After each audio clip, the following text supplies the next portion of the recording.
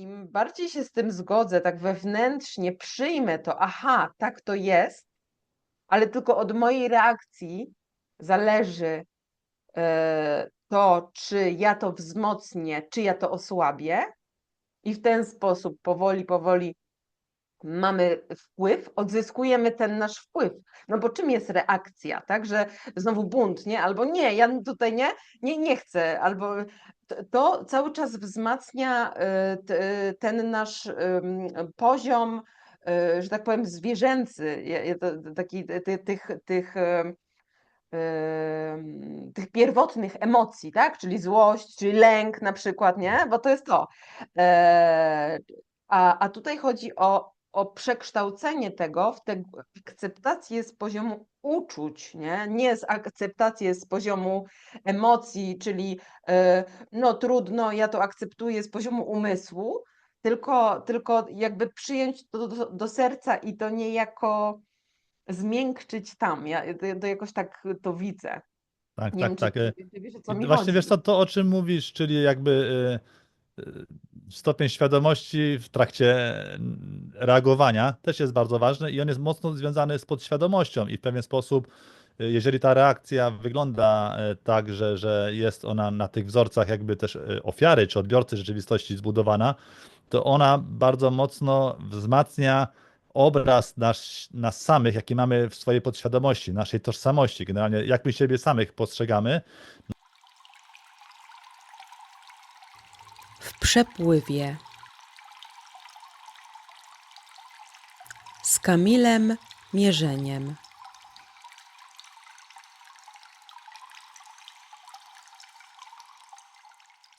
No i powiedz, Kamil, co tam u ciebie słychać ostatnio? Bo dawno się nie słyszeliśmy.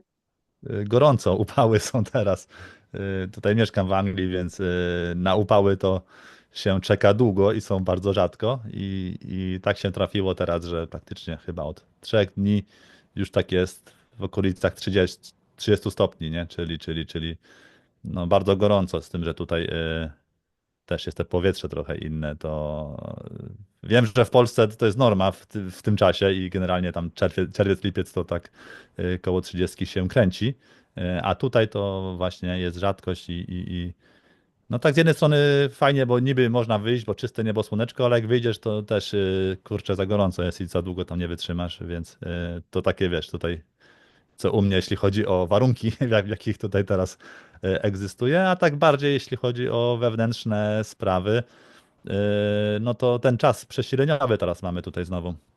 Dla mnie to zawsze był czas w ostatnich latach związany jakby z energią Polski bardzo mocno, bo no od wielu lat byłem tutaj właśnie w ten dzień prześcielenia, w noc kupały na Ślęży też i jakoś tutaj myślami krążyłem wokół tematów związanych z Polską, z energią Polski, z przyszłością, ze zbiorowością tutaj naszą. I teraz pomimo, że właśnie jestem w Anglii w tej chwili, będę w Polsce niedługo, no to jakoś też tak ostatnie te dni, tygodnie to tutaj polskie rozkminy w głowie, no i to się przełoży wkrótce na moją działalność na YouTubie, gdzie powstanie taka seria filmów tutaj związana z Polską. To tak w temacie mojego ukierunkowania, gdzie jestem myślami. A jeśli chodzi o takie tutaj procesowania wewnętrzne, no to generalnie bardzo dobry czas mam teraz, te ostatnie tutaj parę tygodni. Dużo lekkości, dużo inspiracji. Zakochuję się na nowo w swojej działalności. Wiesz co, to mam taką fazę teraz, którą w takim stanie czystości ostatni raz miałem, jak zakładałem kanał na YouTubie, tylko że to wtedy było też trochę bardziej ze stresem połączone, no bo to się wiązało z tym, że będę publicznie nagrywał, więc ten jakby stres, tam jakieś blokady jeszcze były, ale taki stan właśnie flow czystości, jak mam teraz już taki no, identyczny w odczuciu, no to miałem jeszcze jak pisałem swoje posty na blogu i to też ta początkowa faza, te początkowe takie lata, nie? Że to tak po prostu czasami chciałem wstać o 7 rano, przebudziłem się o 5 i po prostu z myślą, a dobra, to tam sobie włączę laptop i coś tam popiszę, poskrobię z takim podjaraniem, że nawet człowiek od razu się budził, nie? Tak kawy nie potrzebował i wiesz, ten czas stawał w miejscu. Czy tak samo w nocy, że chciałem iść spać 11 i tam gdzieś się do 2 w nocy, te 3 godziny jeszcze tworząc coś, tam pisząc sobie zasiedziałem w takim po prostu odpłynięciu i w takim flow, nie? No to teraz mam taki stan znowu, za którym trochę tęskniłem i zastanawiałem się, czy to w ogóle można jeszcze odzyskać, nie? Ale no przyszło, więc to tak dobry czas. To się Mhm. przełoży wkrótce na filmy nowe na moim kanale, więc też można będzie jakby zobaczyć, o czym mówię. Dziękuję Ci, że jesteś. Daj znać w komentarzu, co myślisz. Twoja opinia jest dla mnie ogromnie ważna. A jeżeli podoba Ci się to, co robię, zostaw lajka i zasubskrybuj mój kanał. Więcej znajdziesz w opisie pod filmem. Miłego oglądania. Super, a właśnie, bo mi się przypomniało, że my się tak naprawdę poznaliśmy dokładnie właśnie w zeszłym roku na Mhm. Ślęży osobiście. Tak, tak. Tak, i też był upał, też było gorąco. Mhm. I to Tak, tak, było, tak. no bo powiem Ci, że dla mnie ten czas przesilenia jakoś mam wrażenie wyjątkowo w tym roku, z każdym rokiem jest coraz bardziej świadomy, ale Mhm. jest to taki okres dla mnie związany ze zmianą. Szczególnie w tym roku jakoś tak mocno bardzo czuję, szczególnie w ostatnich, no nie wiem, tydzień, 2, taki czas odpadania starego Mhm. i rodzenia się nowego. Tak wiesz, wręcz dosłownie, że na przykład okulary mi po prostu pękły w rękach. Wiesz, o co chodzi? Nie to, że usiadłam, czy jakiś wypadek się wydarzył, tylko na przykład, wiesz, okulary, które gdzieś tam miałam już od 2 lat, po prostu się rozleciały. Albo też dużo ubrań ostatnio wyrzucam, bo znajduję w nich nagle dziury. Wiesz, o co chodzi, że i to takie dziury w miejscach, gdzie no dobra, no mogłabym łatę załatać, ale to by, wiesz, to nie o to chodzi, nie? Więc mocno taki czas transformacyjny, bym powiedziała, takiego rzeczywiście żegnania się ze starym.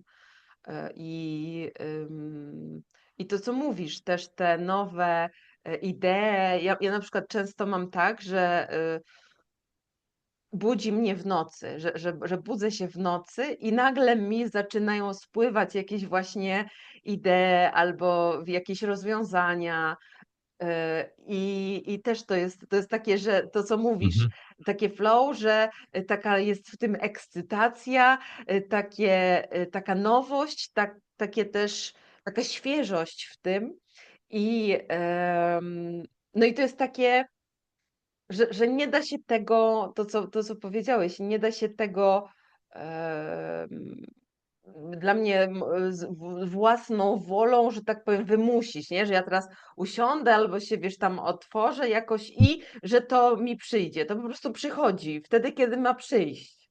Nie wiem, jak Tak, ty masz tak. z tymi rzeczami. Znaczy wiesz co, ja też to widzę nawet z obserwacji czy z rozmów z moimi bliskimi, czy gdzieś tak, nawet jeżeli to nie są bliscy, to tam gdzieś w internecie na przykład, jak się spotykam z jakimiś opisami, co tam się u kogo dzieje, no to właśnie ten podobny wzorzec zauważam, że może to już nie chodzi o te dni konkretne teraz, ale bardziej o ten okres ostatnich, nazwijmy to miesięcy, może to gdzieś jest od paru miesięcy, że to jest właśnie taki czas trochę, gdzie my, jako tutaj właśnie te istoty duchowe w ludzkich ciałach, ustawiamy się na takiej swojej ścieżce związanej z tym, co tutaj dalej właśnie robić, żeby to było zgodne z naszym sercem, żeby to nam dawało taką ekscytację, też samorealizację.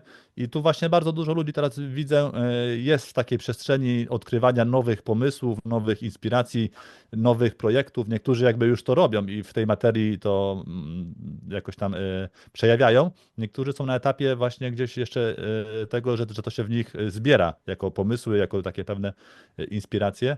I jest to taki czas teraz, że no tak jakby idziemy bliżej do siebie samych w tym kontekście, że po prostu nasza działalność, to co chcemy robić, albo to też czego rezygnujemy, bo tu też tak się odbywa, że jednocześnie otwierasz się na jakąś nową ścieżkę, ale też zostawiasz pewne stare tutaj przestrzenie w swoim życiu za sobą. Rezygnujesz z czegoś, gdzieś tam coś ucinasz też często, Więc teraz to się bardzo mocno dzieje, ale no ja odczuwam, że to taki jest już w takich energiach o wiele lżejszych, w takiej lekkości, że to już nie jest takie, jak jeszcze było rok temu czy dwa, no te lata ostatnie, takie siłowanie się czy trochę walenie głową w ścianę, tylko to bardziej już idzie z poziomu lekkości. Tu też fajnie o tych okularach wspomniałaś u ciebie, to też jako taki bym symbol pewien odebrał, że no okulary to są takie pewne też filtry percepcji, jak widzimy rzeczywistość, czyli każdy widzi rzeczywistość przez swoje własne te wewnętrzne okulary, przez zestaw swoich przekonań, różnych tam tutaj tych filtrów percepcji. No jeżeli one pękają tutaj symbolicznie, to też jest znak, że ta percepcja się rozszerza, jakieś na nowe tory się przestawia i się wszystko zmienia dzięki temu, nie? Inaczej postrzegamy też siebie samych, czy też rzeczywistość, czy swoją przyszłość, swoją ścieżkę, więc to też taki bardzo symboliczny wymiar ma. No właśnie, no i tak to teraz wygląda, że po prostu gdzieś budzimy się w sobie do tego właśnie, co tutaj dalej robić i żeby też na tym już takim większym poziomie zbiorowości, to też pewnie jest, ja to tak odbieram, też o tym właśnie rozkminiam ostatnio, etap, jeśli chodzi o Polaków przynajmniej, etap formowania się nowej jaźni zbiorowej generalnie, że przez takie właśnie tutaj przebudzenia na poziomie mikro wśród ludzi, Mhm. ta tutaj zbiorowa świadomość, jakby zbiorowa jaźń, polska dusza też jakby się przebudza do nowej wersji siebie, nowego poziomu świadomości, już opartego na zupełnie innych wzorcach. Już jakby wyjścia z tych wzorców, czy ofiary, czy jakiegoś niemocy jakieś, czy tam cierpienia, czy pewnych ograniczeń, blokad, czy takiego wyjścia z trybu reaktywnego, no a bardziej tutaj wejście w tryb takiego świadomego twórcy, też inspiracji, Mhm. po prostu połączenia się z mocą i też jakby świecenia przykładem, inspiracją też dookoła, nie, siebie, więc no postrzegam, że to jest proces jakby jeszcze w większym procesie umieszczony, nie, i to też, no a to też pewnie z poziomu polskiej matrycy idzie na świat, na ten fraktal globalny, gdzie też tam się to dzieje równolegle i tu też Polska. My jako zbiorowość też jakoś mamy swoją rolę, nie, do odegrania, więc tak to postrzegam, nie, że teraz się tutaj budzi te światełko wewnątrz. Tak, ja na to patrzę bardziej tak jak ty z poziomu jakiegoś takiego społecznego, trochę szerszego. Ja to zawsze gdzieś tam do siebie, bo jakby no, uczę się tego i tak postrzegam też świat. Od poznawania siebie widzę, co się dzieje wokół. I widzę rzeczywiście bardzo mocno ten proces stawania się twórcą i takim kreatorem swojego życia. Zresztą tak samo jak z tymi okularami, bo to jest fajny motyw, że zobacz, że było coś, co mnie określało, tak? Że ja jakby jakoś wyglądałam. I teraz, jak one mi po prostu, że tak powiem, no, zniknęły, ja poszłam oczywiście do optyka i no i wiesz, i teraz stoję przed wyborem, co wybrać, którą jakby jak chcę się prezentować, jakie nowe wartości, chcę do mojego życia zapraszać, tak? Jakby Mhm. co jest dla mnie ważne na ten moment, co mnie określa. Czy Tak. właśnie, wiesz, i dla mnie to był też taki proces, zarówno wiesz, w tym sklepie, jak i w ogóle ostatnio mam taki proces mój wewnętrzny, takiego stawania się, takiego zapraszania tych nowych jakości, tego łączenia się z tą nową wersją samej siebie, z tą wersją, która jest sprawcza, z tą wersją, która jest kreatywna, która mm, czuje swoją wartość, która ma gdzieś głębokie poczucie takiej ważności bycia. Mhm. Ale to również się wiąże z tym, że stare wzorce, te, które już są mm, nieaktualne, one zaczynają się u mnie gdzieś tam uwypuklać. Zaczynają się też, wiesz, jakieś sytuacje mi wydarzać, żebym ja mogła w tych sytuacjach już inaczej zareagować, gdzie właśnie mam takie poczucie, że to jest taki moment wyboru świadomego, że gdzieś tam jakieś ogony, które gdzieś tam, Mhm. że tak powiem, się odbijają, one się znowu pokazują, żebym ja mogła zdecydować, czy ja na taką sytuację, która mi się wydarza, reaguję ze starego wzorca, czyli to, co mówisz, wpadanie w pozycji ofiary, albo wybawiciela, albo kata, czy już w nowym wzorcu tej sprawczości, tego twórcy. Mhm. I mam Tak. wrażenie, że to jest też taki no gdzieś nasz społeczny mocno temat obecnie. Tak, tak, tak. No ja bym to połączył w sumie z takimi trzema procesami, że z jednej strony to, o czym wspomniałem, czyli te kształtowanie się nowej zbiorowej jaźni, to też się odbywa przez to, że zanim ona się wykształci na poziomie zbiorowym, no to najpierw jednostki muszą w sobie ją wykształcić również, swoją własną, indywidualną jaźń, czyli dokładnie to, o czym ty mówisz. Jakie teraz wartości chcę przejawiać, z czego już rezygnuję, co już nie jest mną, jakie iluzje w sobie rozpoznałem, pewne programy, które teraz widzę, że nie są prawdą, nie są moje i mnie też może ograniczały i mam już w sobie tą zdolność, czy ten potencjał energetyczny, żeby je zostawić, więc teraz to się dzieje na poziomie też indywidualnym i potem to na tą skalę makro przechodzi. Z drugiej strony ja też taki proces zauważam, który też właśnie jest o tym, co ty mówisz, związany z podświadomością, z pewnym uwolnieniem, które następuje na poziomie struktur podświadomości, czyli to można w ten sposób sobie zobrazować czy wyobrazić, że jeżeli do tej pory w podświadomości były mocno zakorzenione czy zainstalowane pewne programy, które w pewien sposób determinowały nasze życie, to jak po prostu jak żyjemy, jak reagujemy, jakie tam wzorce powielamy, gdzie też się zapętlamy często w swoim życiu, no to właśnie tutaj w tych miesiącach ostatnich ja odczuwam takie coś, że to zostało poluzowane, w sensie, że nie ma już takiego mocnego wpływu na nas, ta siła jakby rażenia tego, czy tej takiej bezwładności, że po prostu nic nie możemy zrobić, że to po prostu gdzieś tam pracuje w środku i no, rządzi nami w pewien sposób, to zostało trochę zluzowane. Tu taką widziałem kiedyś tam w swojej medytacji taką wizję, jak się gra w lotto i są te kulki, zanim one zaczną tam się losować, to są tak ustawione w szeregu na górze, no i następuje to zwolnienie blokady, nie? Słynne Mhm. maszyny losującej. No i właśnie tego typu też sytuacja ma miejsce w podświadomości, że coś, co było takie uszeregowane, też zamrożone, zakorzenione mocno i trzymane przez pewną jakąś tam energię, strukturę energetyczną, została ta blokada pewnie odpuszczona trochę i ten luz się zaczął robić, nie? Te kuleczki, pewne programy jakby poluzowały się, ruszyły, no i dzięki temu my mamy zdolność, aby po prostu się na nowo określić, spojrzeć inaczej, też jakby pewne rzeczy zostawić, bo już ten potencjał się zbudował w drodze ewolucji naszej. No i ta trzecia sprawa, trzeci proces, to ja bym też związał z tym, że to ostatnie dni, ostatnie może 2-3 tygodnie bardzo wyczuwam, wzrasta tempo gdzieś tam w przestrzeni materializacji naszych myśli, że to przyspiesza teraz. Dużo ludzi o tym mówi też. Ja też ten temat badałem i tak jakoś starałem się to też odnieść do siebie. No i faktycznie takie coś ma miejsce. O ile procent, to ciężko mi powiedzieć, ale jest to po prostu wyraźnie odczuwalne.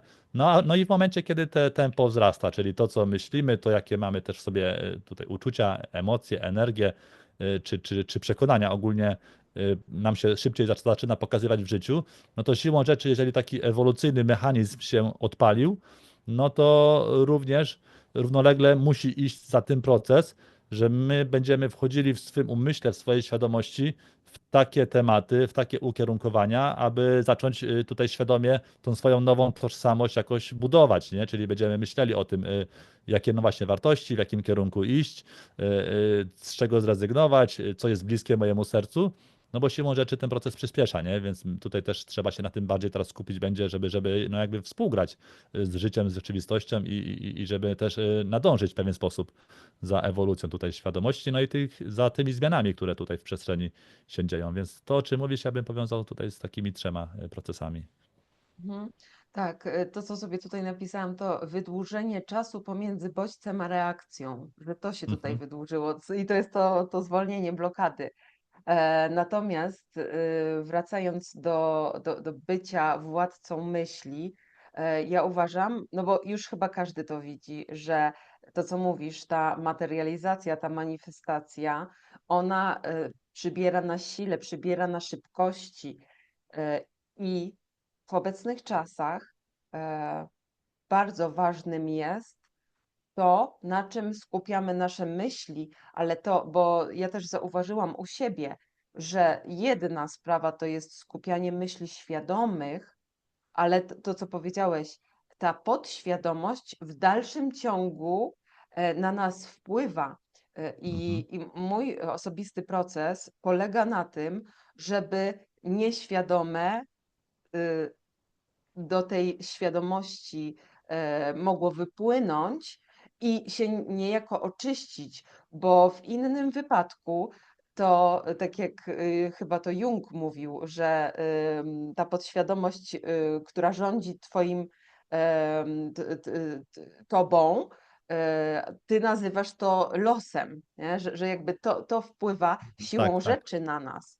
I te wzorce właśnie, to co też mówisz, przez tę wewnętrzną pracę z podświadomością, one mogą na ten poziom świadomy wypłynąć. Dlatego się wydarzają różne rzeczy do weryfikacji, tak? Że ja mam wtedy ten czas, aha, to jest to mi się to pokazuje, że mam wrażenie, że też zmiana w ogóle paradygmatu takiego postrzegania rzeczywistości jest niezbędna do tego, żebyśmy mogli się uwolnić od tych naszych starych programów.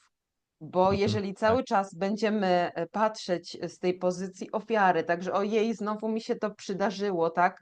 Albo taka nadmierna analiza, nie? Że dlaczego przecież ja tyle, bo oczywiście też w to no nieraz wpadałam na zasadzie, no tyle ze sobą pracuję, ale to mi się cały czas wydarza, nie?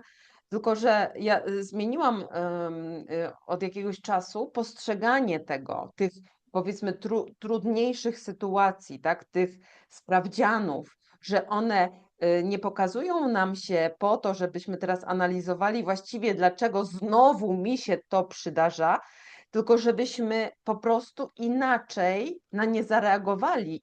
I to jest tutaj ten klucz. Nie jakaś Mhm. tam nadmierna analiza, że ojej, no tak, no bo ja przecież pochodzę z trudnego domu, czy miałam trudne dzieciństwo, czy cokolwiek tam, prawda, karma i tak dalej, na, na to, że właściwie każda sytuacja, która nam się wydarza w życiu, jest darem i nasz wybór jest tak naprawdę kluczem do tego naszego wyzwolenia lub też zniewolenia. Mhm. Zobacz, Tak. nie? Że to nie sama sytuacja stricte, sytuacja jest gdzieś tam neutralna, tak? Sytuacja jest po prostu sytuacją. Jeżeli im więcej też będziemy walczyć z tym, no bo tutaj akurat ja ostatnio też miałam różne sytuacje z władzami i tak dalej, że tam wiesz, prawo i tak dalej, i tak dalej. I im więcej we mnie było takiej walki, że takiej antysystemowej walki, powiedzmy, tak, że dlaczego tak jest, że ja muszę tutaj tak, skoro to i tak jest bez sensu, nie? No bo też zaczynamy widzieć te rzeczy i mam wrażenie, coraz więcej ludzi widzi, że no, pewne zapisy czy pewne restrykcje, które są na nas nakładane niejako z góry, Mhm. są coraz bardziej absurdalne. Tylko, że Tak, też tak. walka z tym nie przynosi efektów, tylko to wzmacnia. Więc takie zaakceptowanie tego na takim głębokim poziomie jest, uważam, kluczem, ale nie takie zaakceptowanie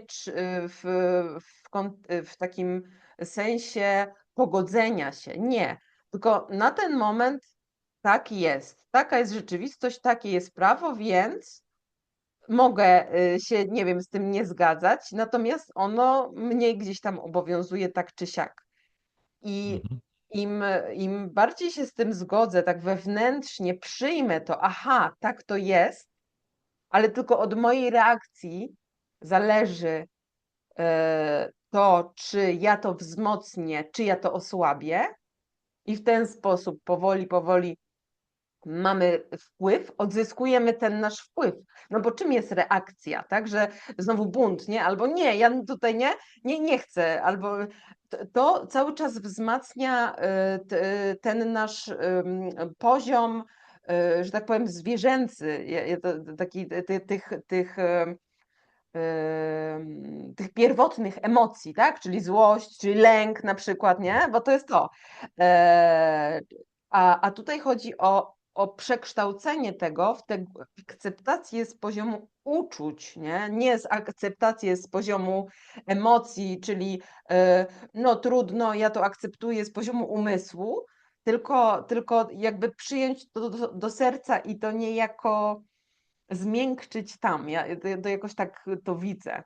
Tak, Nie wiem, tak, czy tak. ty wiesz, o co I mi właśnie wiesz chodzi. co, to o czym mówisz, czyli jakby stopień świadomości w trakcie reagowania też jest bardzo ważny i on jest mocno związany z podświadomością i w pewien sposób, jeżeli ta reakcja wygląda tak, że jest ona na tych wzorcach jakby też ofiary czy odbiorcy rzeczywistości zbudowana, to ona bardzo mocno wzmacnia obraz nas samych, jaki mamy w swojej podświadomości, naszej tożsamości, generalnie jak my siebie samych postrzegamy. No i tu, jeżeli to połączymy z tematem manifestowania rzeczywistości, no to ta podświadomość będzie najczęściej przebijała i manifestowała to, co najmocniej w nas samych wybrzmiewa na poziomie właśnie informacji czy energii, czy to co tam gdzieś najgłębiej jest osadzone, czyli nie to, co my chcemy, czy co tam sobie świadomie jakby myślimy, tylko to, kim jesteśmy na poziomie tego właśnie tutaj zapisu podświadomego, w sensie jaki obraz siebie samych mamy utworzony, najczęściej w sposób nieświadomy. I wiesz co, ja 2 dni temu widziałem się z kolegą, takim Przemkiem, po 3 latach, nie widzieliśmy się 3 lata, więc była sobie okazja porozmawiać w tych tematach. No i my chyba z 2 godziny poświęciliśmy na temat podświadomości samej właśnie tych zapisów i generalnie jak to się przekłada na manifestację. I do takich wniosków doszliśmy, że obecnie to, co się dzieje, że też jest taka fala świadomości, no bo naszą rozmowę zestawialiśmy z tym, o czym rozmawialiśmy przed 3 laty, na jakim poziomie też świadomości byliśmy. I tu właśnie Przemek odnosił do tego, że jeszcze przed 3 laty on nie byłby w stanie tak spojrzeć na pewne rzeczy, na podświadomość z tego poziomu świadomości, który ma teraz, a też jakoś specjalnie tak wiele nie robił, żeby ten poziom świadomości mu tam się jakoś podniósł. W sensie tam jakoś miał czas, to coś tam sobie czytał, zaglądał, sprawdzał, ale tam żył sobie po prostu swoim życiem, nie?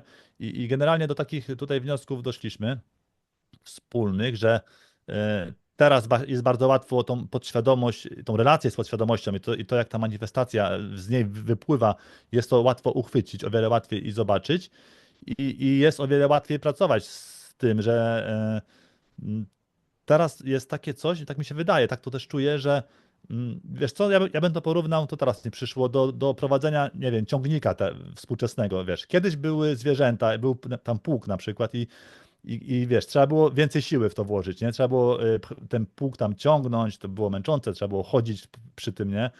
I tak samo jeszcze było do niedawna, jeśli chodzi o pewną tutaj pracę z podświadomością czy manifestację. Wiesz, trzeba było wejść głęboko gdzieś tam w falę teta mózgu, w relaksację, przestrzeń serca otworzyć i wtedy tam można było, wiesz, jakieś intencje lokować, obrazy sobie wyobrażać, tam się dostrajać do tych potencjałów w polu kwantowym. Czy też z podświadomością pracować, tam nowe zapisy w podświadomość wpuszczać, wiesz, oczyszczać, kasować zapisy i tak dalej. Więc to był ten taki pług, gdzie trzeba było tego wysiłku się przygotować, wytrenować też tym wszystkim, nie? Bo to też na początku nie każdemu to łatwo przychodziło, nie? No i teraz właśnie te ostatnie tutaj dni, czy już miesiące, to tak jakby się przesiąść do ciągnika, że już nie trzeba tej takiej siły, tego wysiłku tutaj wkładać, tylko w ciągniku co? Sobie siedzisz, ręką kierujesz, tam pedał gazu, wiesz, wciskasz i tu teraz właśnie bardziej jesteśmy na etapie, gdzie my już kierujemy samą energią, że po prostu ważne są nasze i myśli, nasze intencje, to co wysyłamy gdzieś z siebie, nie? Jeżeli jest coś podświadomości, jakaś blokada, to po prostu, żeby ją tylko zobaczyć, uświadomić sobie i to już też robi robotę, nie? I też po prostu albo dać instrukcję nową, że nie wiem, czegoś tam do tej pory w życiu nie mogłem zrobić, bo była blokada w podświadomości. Okej, uświadomiłem sobie i teraz wiesz, nadaję podświadomości nową instrukcję, nowe polecenie, żeby już tego nie robił, a robił to, co będzie, wiesz, dla mnie zgodne ze mną, sprzyjające, afirmujące i tam manifestowało to, co chcę, nie? Zapraszam do komentarzy, lajkowania i subskrypcji kanału. Dziękuję za uwagę.